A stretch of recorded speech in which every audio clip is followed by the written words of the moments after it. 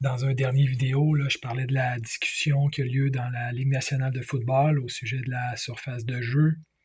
Pour faire un rappel, depuis quelques années, là, il y a un débat à savoir si ça serait possible que tous les stades aient du gazon naturel. Donc, ça serait la préférence là, de la part des joueurs. Et puis, ça a été ramené de l'avant avec la Coupe du Monde. Donc, de soccer qui viennent d'avoir lieu. Et là, on a un propriétaire qui s'est prononcé sur le sujet. C'est celui des Raiders de Las Vegas. Donc, on se rappelle que les Raiders ont été longtemps à Oakland, puis qu'ils sont déménagés à Las Vegas en 2020. Ils ont commencé à jouer dans leur nouveau stade, l'Allegiant Stadium.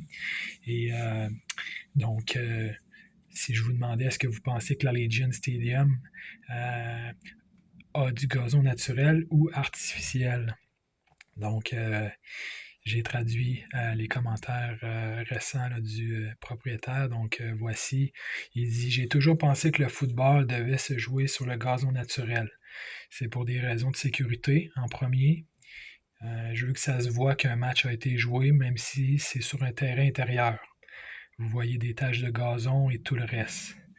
Je n'allais pas dans un nouveau stade sans que ça soit du gazon, une fois que j'ai su que la possibilité était là.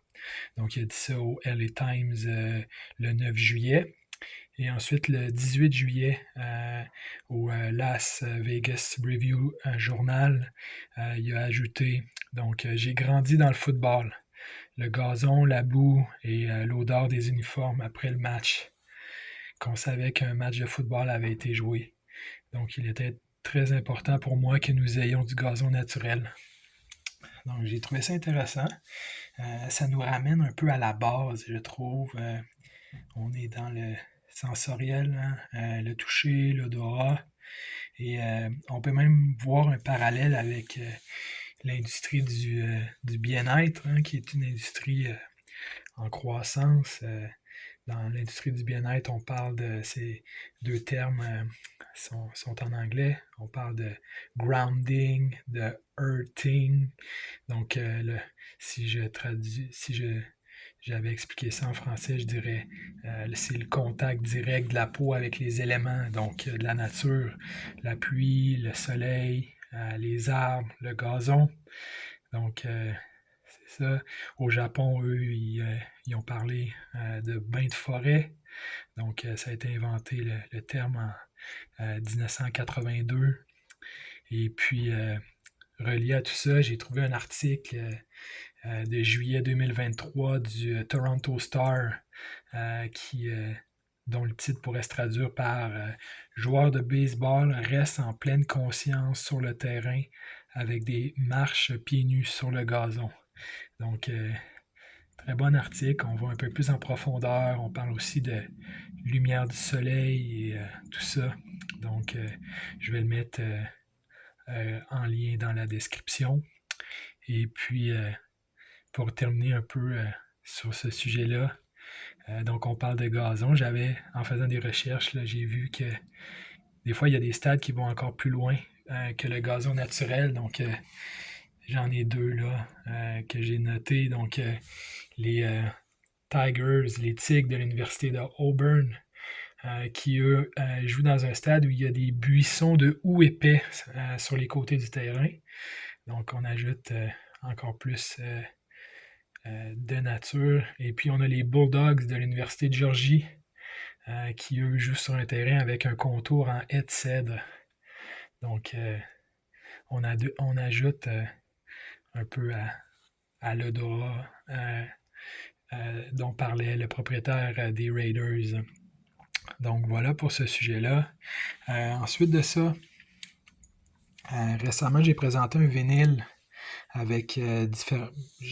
C'est ça, j'ai fait la présentation d'un vinyle avec qui a différents enregistrements de moments marquants de sport. Et puis, j'ai mentionné qu'un de ceux-là, c'était quand Roger Bannister a brisé la marque de 4 minutes sur un mille. C'était en 1954. Ça avait été raconté, là, l'enregistrement par Marty Glickman. Et puis dans les derniers jours, le sujet est comme revenu dans les nouvelles, puisque la marque qui tenait pour 1 000, qui était de 3 minutes 45 secondes, elle vient d'être battue. Donc le 18 juillet dernier, c'est l'Écossais Josh Kerr qui établit une marque, lui, de 3 minutes 42 secondes. Donc bravo. Et puis j'ai retrouvé un épisode du show de fin de soirée de Johnny Carson de 1972, où M. Carson et ses invités ils ont une discussion amusante qui touche justement la course à pied. Ils parlent de temps sur 1 000. Puis je vous propose d'écouter ça dans le lien que je vais avoir mis dans la description. La discussion commence un peu passé la 43e minute. Donc vous allez voir là, qu'est-ce qu'ils en disent. Puis j'avais envie de mentionner quelques dates importantes sur le jogging. Donc en 1963, Bill Bowerman, qui est un coach à l'Université de l'Oregon, il part un club de jogging. Donc ça, c'était en 63. En 66, il publie le livre Jogging, donc qui a popularisé le sport. Et puis dans les années 70, ça explose en popularité. Donc, et puis au Québec, nous, un fait saillant, on a Jacqueline Garreau, qui a gagné le marathon de Boston en 1980. Voilà. Et ensuite de ça, mon dernier sujet aujourd'hui pour terminer, donc c'est les prénoms. Donc c'est le fun là, de savoir l'inspiration derrière les prénoms.